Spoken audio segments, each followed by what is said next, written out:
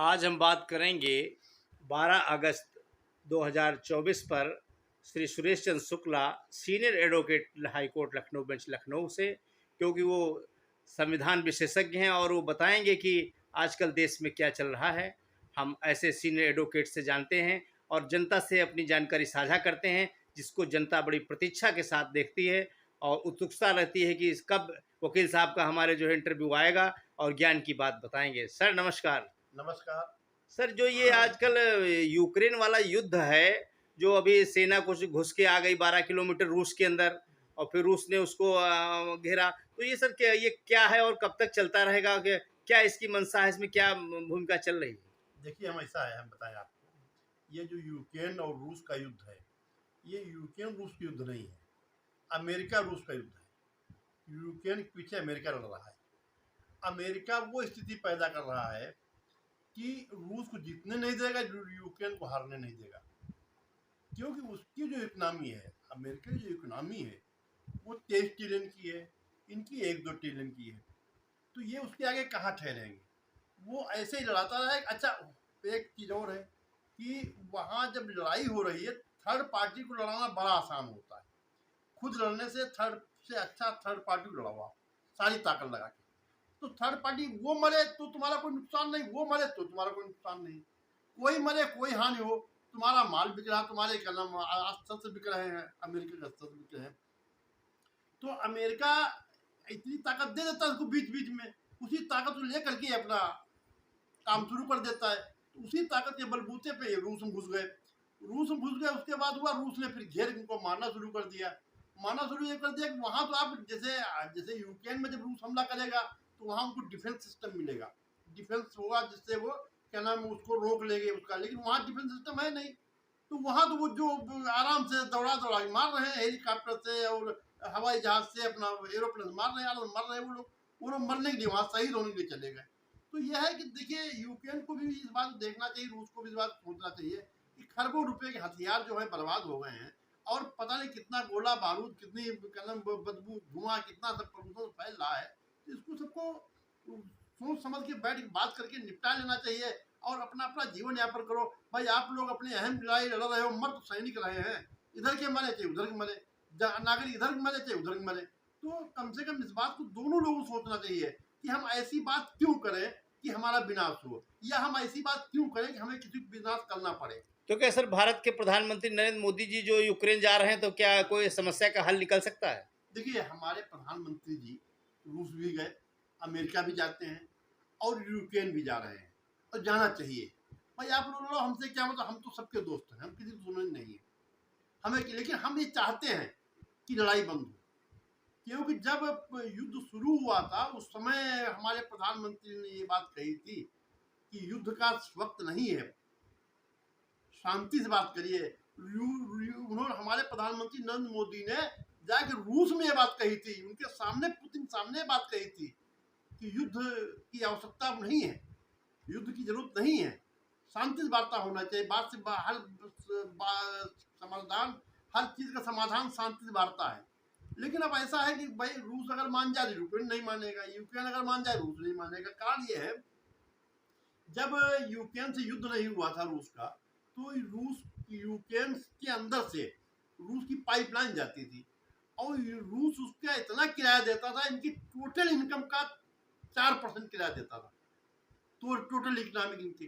तो बताइए, जब इतना किराया रूस देता था उस पर भी संतुष्ट नहीं है।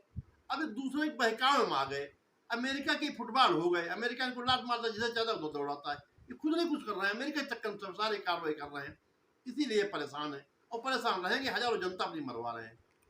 सर, एक और सवाल था कि जो आजकल बड़ा गर्माहट के साथ मुद्दा चल रहा है अपने भारत देश के पड़ोसी देश बांग्लादेश का, जहां पर हिंदुओं की निर्मम हत्याएं हो रही हैं और वहां की हसीना सरकार को बेदखल कर दिया गया, तख्ता पलट हो गया और काफ़ी खून खराबा, हिंदुओं को बीन बीन करके मारा जा रहा है। तो क्या सर, इस पर क्या कहना चाहेंगे? किस तरीके से शांति आएगी? क्या भारत की भूमिका रहनी चाहिए? देखिए, इसमें भारत की भूमिका कोई नहीं हो सकती है। भारत खाली मतलब शांति के लिए वार्ता कर सकता है, भाई उनके देश का मैटर है। हाँ, ये बात सही है कि जो वहाँ अल्पसंख्यक हैं, अल्पसंख्यकों को नहीं करना चाहिए, ये गलत है। वो लोग कहते हैं कि जो खुदा को नहीं मानता है वो काफिर है। हम कहते हैं जो खुदा को मानने के बाद जो धूर्तता करता है वो काफिर। जो ये धूर्तता, भाई वो बेचारे हिंदू वहाँ रह रहे हैं, आपको सता नहीं रहे, आपको परेशान नहीं कर रहे हैं, कुछ नहीं कर रहे हैं, आए उनको रहने दो, उनसे क्या मतलब, आप अपना शासन लड़ो। वो हस्तक्षेप करें कि साहब इसको राजा बनाओ, इसको प्रधानमंत्री बनाओ, तो आप उनके ऊपर करिए। आप लोग की एक इच्छा है, आप लोगों ने पहले तख्त मतलब आंदोलन किया, फिर आपने तख्ता पलट किया, फिर आपने उनसे इस्तीफा लिया, फिर आपने आगजनी करना शुरू कर दिया, फिर आपने लूटपाट करना शुरू कर दिया, अब आखिर में अपनी औकात पे आ गए, औकात भी आ गए, अल्पसंख्यकों को आपने मारना शुरू कर दिया। और आप कहते हो हम बहुत शांत प्रिय लोग हैं, हम बहुत अच्छे लोग हैं। काहे के अच्छे हो आप लोग? आप लोग अच्छे अच्छे व्यक्ति वो होते जो अच्छाई करते हैं। एक भी अच्छाई, एक भी मुस्लिम राष्ट्र एक भी अच्छाई दिखा दे हमको कि इसने ये अच्छे काम किए हैं किसी के प्रति अपने उसको छोड़ के, तो हम जानते हैं ये अच्छाई है, खुदा के बंदे हैं। ये खुदा के बंदे बिल्कुल नहीं है, राक्षस बंदे हैं ये। अरे आप देखिए वो बेचारे रह रहे हैं, महिलाएं हैं, किसी महिला को उठा बैठा करा रहे हो, अरे मर्द की औलाद हो तो एक एक पे लड़ लो भाई। भाई एक हिंदू महिला हो जाए और एक मुसलमान महिला हो जाए, दोनों कुश्ती कर लो, जो जिसको चाहे हरा दे। वो तो नहीं करने का औकात। 5 लाख लोग इकट्ठा हो गए, चले गए, मंदिर तोड़ रहे हैं, स्कूल तोड़ रहे हैं, दुकानें लूट रहे हैं। अब आप कहते हो हम सब हम लोग अच्छे लोग हैं। अब वहां इस बात के लिए सेना भी उसकी जिम्मेदार है। जो कार्रवाई पाकिस्तान में होती है सेना द्वारा, वही कार्रवाई बांग्लादेश में भी सेना द्वारा की गई। कोई मानवता वाली कार्रवाई नहीं की गई। सेना जो वहां कहे हम बहुत अच्छे अच्छी नहीं सेना है। हिंदुस्तान ने हर समय उनका सपोर्ट किया है, हिंदुओं ने सबको सपोर्ट किया है। हमारे हिंदुस्तान में हर आदमी पर फल फूल रहा है, सिख हो, जैन हो, क्या नाम, क्रिश्चियन हो, पादरी हो, मुसलमान हो, हर आदमी हिंदू हिंदू सबको लेके चलता है, सबकी बातें सुनता है। हर आदमी हिंदू गाली बकता है। आप देखिए कोई भी व्यक्ति ऐसा नहीं है इस देश का, कोई भी ऐसा नहीं है, खाते इस देश का है, लेकिन गाली हिंदू जरूर बकते हैं। हिंदू गाली बिना बके किसी नेता की रोटी नहीं पेट में पड़ती है। ये भारत में सर इसकी राजनीति भी बड़ी तगड़े से चल रही है, और यहाँ पर भी भारतीय जनता पार्टी तो हिंदुओं के पक्ष में लगातार बयान दे, लेकिन अन्य पार्टियां जो सिर्फ जनता का, हिंदुओं का वोट लेती हैं और उनकी भर्त्सना तक नहीं कर पा रही हैं। कई बड़े ऐसे नेता हैं जिन्होंने सिर्फ हिंदू का वोट चाहते हैं, और कई हिंदू इतने मारे जा रहे हैं, कभी कोई इस पर बयान नहीं आ रहा है। देखिए हम बताएं आपको, इसकी सजा ऊपर वाला देता है। आप खाओगे किसी का, गाओगे किसी का, वोट आप हिंदुओं को लेते हो और गाली भी आप हिंदुओं को बकते हो। हम ये नहीं कहते आप उनका सपोर्ट न करो, आप मुसलमानों को सपोर्ट करो, आप ईसाइयों को सपोर्ट करो, आप सिखों को पालन पोषण करो, बड़ी अच्छी बात है, लेकिन हिंदुओं को गाली मत बको। ये लोग क्या करते हैं, जैसे कांग्रेस है, एक जैसे अभी एक बात बीच में आई थी, उन्होंने माननीय प्रधानमंत्री ने कहा था कि कांग्रेस परजीवी है। वर्तमान में कांग्रेस परजीवी वाले कार्यक्रम कर रही है। ये अखिलेश यादव के साथ गठबंधन किया और जीती। जीतने के बाद हालांकि जीती क्या, वही मतलब उसी साथ जीती, लेकिन उसने क्या किया, अखिलेश के मोहम्मद नोट सब काट दिए। आज किसी भी मुसलमान से पूछ लो, हर आदमी यही कहेगा हम कांग्रेस को वोट देंगे, कोई नहीं कहेगा अखिलेश को वोट देंगे। तो अखिलेश को वास्तव में जो उन्होंने कही थी कांग्रेस परजीवी पार्टी है, जिसके साथ रहती उसी खाती है, तो ये सही है। कांग्रेस शपथ खा गई। अगर सपा खड़ी हुई तो शपथ देखना कितने कैंडिडेट जीतते, कितने परसेंट वोट मिलता है। सारे मुस्लिम वोट उसने अपने पसंद कर लिए कांग्रेस ने। तो अब कर कैसे लिया, हिंदू विरोध करके। जैसे अभी राहुल गांधी बीच में कहता हिंदू हिंसक है। अरे भाई हिंदू हिंसक कहाँ है? तुम कहते जनगणना करेंगे, जाति गणना करेंगे। उन्होंने आपकी जब जाति गणना होगी तो आप हमसे पूछेगा आदमी आके कि भैया आप बताइए, आप नाम, आप पिता का नाम, आपका धर्म, आपकी जात। तो जाति गणना जब शासन का आदेश होगा तो हम जाति अपनी बताने कैसे मना करेंगे? अब आप करो मना कर रहे हो, जाति हम नहीं बताएंगे, क्यों नहीं जाति बताओगे? जाति क्यों नहीं आप बताइए। आज भी कहते हैं कि हमको मतलब हमको अपमानित किया जा रहा है। 4 पीढ़ी से प्रधानमंत्री हैं देश के, खरबों रुपया है, अरबों शक्तियां हैं, फिर भी कह रहे हमको प्रताड़ित किया जा रहा है। बताओ इससे ज्यादा ताकतवर हिंदुस्तान कौन पैदा हो सकता है? गांधी परिवार ज्यादा कोई ताकतवर आदमी होगा हिंदुस्तान में? फिर भी वो कहते हमको सताया जाता है। तो इससे इसकी गिरी मानसिकता की से हम कुछ जान ही नहीं सकते साहब। कभी तो आप संतुष्ट हो जाओ कि ऊपर वाले ने हमको अच्छा किया है।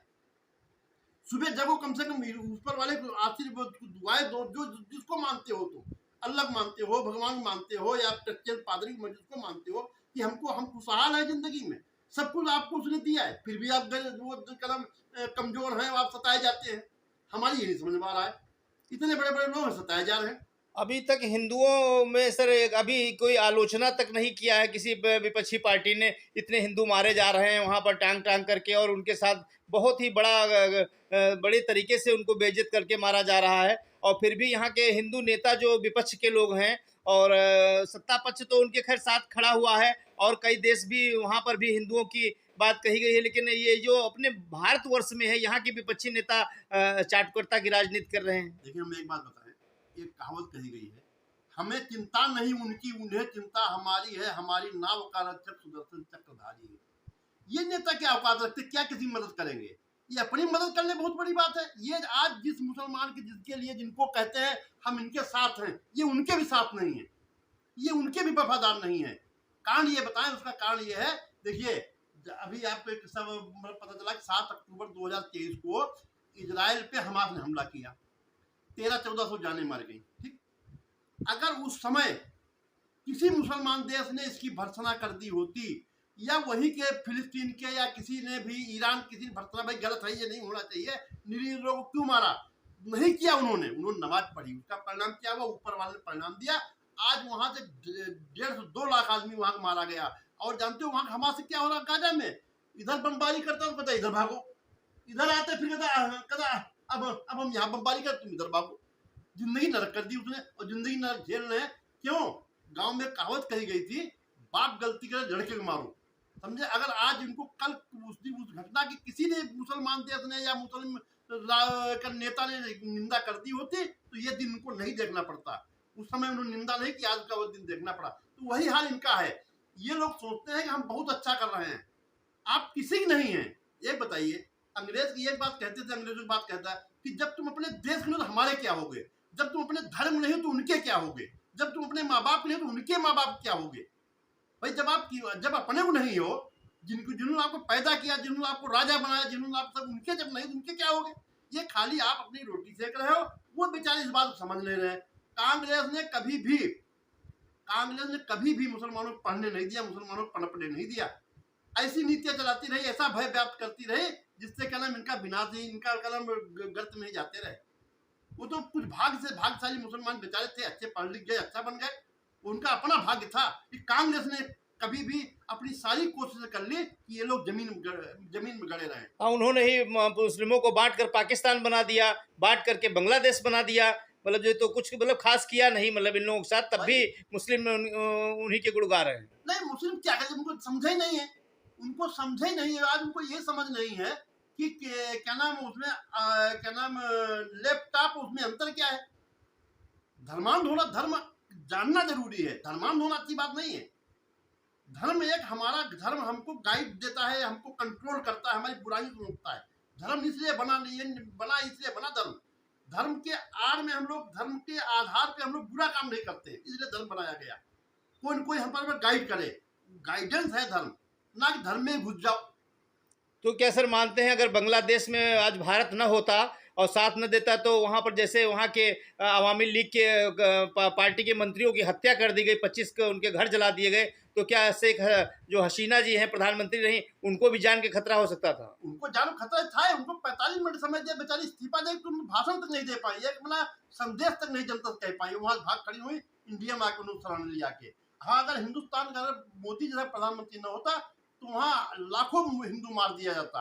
लेकिन फिर भी अब देखिए कांग्रेस कितनी खुश है, हिंदू मरने पर कांग्रेस कितनी खुश है। वहां हिंदू मारा जा रहा, कांग्रेस बड़ी खुश है, गले गले हो रही। लेकिन उसको पता नहीं इसका परिणाम क्या होगा। अगर आज हम आपके बुरे कामना करते हैं, तो एक शब्द अगर हम आपके बुरे कामना करते हैं, ऊपर वाला हमारे 50 शब्द हमारे लिए बुरा सोचता है। और सबको बना, हमने क्या कहा, सबको बनाने वाला ऊपर वाला है, कष्ट देने वाला ऊपर वाला है। हमारी आप कोई औकात नहीं, इनकी कोई औकात नहीं। खाली अपने समझते हैं कि हम जीत रहे हैं, हम प्रधानमंत्री बन रहे हैं, हम या मुख्यमंत्री बन रहे हैं। कुछ नहीं, 1 मिनट में सब तहस हो जाता है, 1 मिनट में आदमी का जम चला जाता है।